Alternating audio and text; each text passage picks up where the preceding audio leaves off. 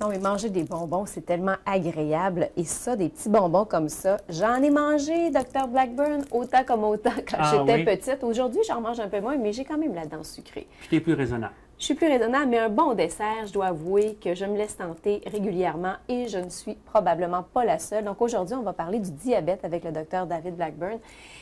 Quand même, manger un dessert de temps en temps, j'imagine que c'est pas trop grave, Dr. Blackburn. Non, puis il n'est pas question ici de faire la morale à personne, hein? On s'entend là-dessus.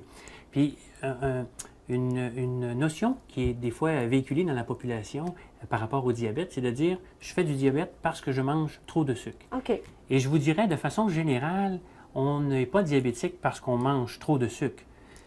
On est plutôt diabétique parce qu'on n'est pas capable de bien gérer les apports de sucre qui rentrent au niveau de notre système. Il y a une défaillance là, qui se passe à quelque part. Exactement. Et dans le diabète, plusieurs personnes ont déjà entendu qu'il existe deux sortes de diabète essentiellement, un diabète un type 1 puis un type 2. Et dans le diabète de type 1, il y a carrément une déficience en insuline qui est produite par le pancréas et qui cause le fait qu'on ne peut pas absorber notre sucre qu'on mange. Est-ce que c'est ce qu'on appelle le diabète juvénile que les enfants, par exemple, vont avoir quand ils vont être tout petits? Exactement ça. Puis, en général, dans cette forme de diabète-là, qui survient un peu plus jeune dans la vie, des fois chez l'enfant, même très jeune, à partir de 3 ans, on peut voir des diabètes de type 1, jusqu'au jeune adulte dans la vingtaine, le traitement de choix pour ces personnes-là, c'est l'insulinothérapie, puisqu'on cherche à remplacer l'insuline qui n'est pas produite en quantité adéquate par le pancréas. Mais si j'ai un problème de diabète, que je ne suis pas capable justement d'assimiler, que j'ai une défaillance et tout, puis que je continue à manger du sucre comme ça tous les jours, et là, je risque d'avoir un gros problème. Exactement. Donc, on n'est pas diabétique parce qu'on mange trop de sucre, mais dès qu'on a un diagnostic de diabète, à ce moment-là, le régime alimentaire devient très important, justement pour contrôler les charges glycémiques qu'on donne à notre système et pour permettre à l'insuline qui reste produite par notre pancréas, ou encore celle qu'on s'injecte, ou encore aux médicaments qu'on donne, de faire un bon travail. Donc, l'aspect nutritionnel du diabète, lorsqu'on fait du diabète, est excessivement important. Dr. Blackburn, qui dépister donc dans ces cas-là? Donc, en général, on parle ici de dépistage, donc des gens qui ne sont pas symptomatiques.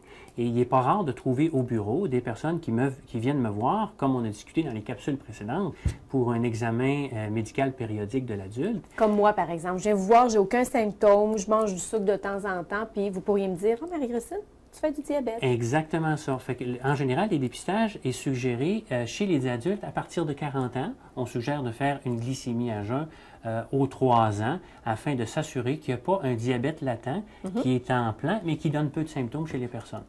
Un diabète qui n'est pas dépisté, il peut y avoir des complications quand même assez graves associées à ça, là. Oui. Et d'ailleurs, le traitement du diabète, on traite le diabète pour 2 raisons. On traite le diabète premièrement pour les gens qui sont symptomatiques, pour améliorer leur tableau clinique.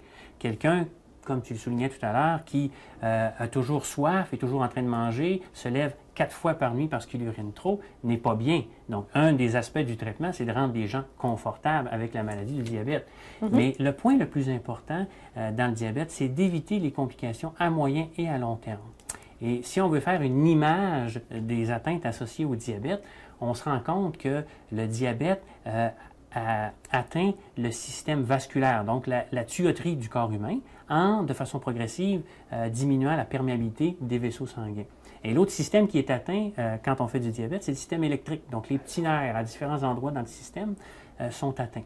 Donc, de façon pratique, quelqu'un qui est atteint du diabète à moyen et à court terme a des risques de santé associés à son diabète qui ne sont pas négligeables, qui peuvent être des problèmes de la vue. La vue, on entend souvent ça. Exactement. Les pieds aussi. Les pieds, puis les pieds, c'est parce que la circulation sanguine, donc, vascularise pas de façon normale les extrémités distales, mais aussi le fait que les gens sentent beaucoup moins leurs pieds. Avec le temps, le diabète atteint les petits nerfs et les gens se blessent, n'en s'en rendent pas compte et développent des fois des ulcérations ou des problèmes importants.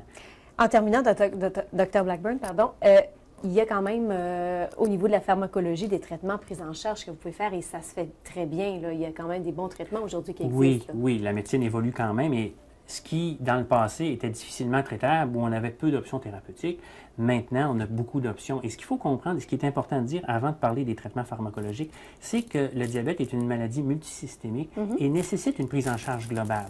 Par le médecin de famille, oui. Des fois par le spécialiste, mais aussi d'autres intervenants qui sont importants, comme le pharmacien, la diététicienne, le kinésiothérapeute et l'infirmière aussi, qui peuvent encadrer la personne qui souffre de diabète. Fait que ça, c'est un aspect important qu'il ne faut pas négliger. Et suite à ça, quand on n'a pas un contrôle adéquat, on ajoute de la médication, qui peut être des comprimés par la bouche ou encore de l'insuline, comme on a discuté tout à l'heure. Moi, quand j'étais petite, je jouais, c'était des pilules, ça. Mais Ouais. là, c'est pas des vrais, ça. Non, C'est ça, des bonbons. C'est ça, c'est des pilules de farine et de sucre. De farine et de sucre.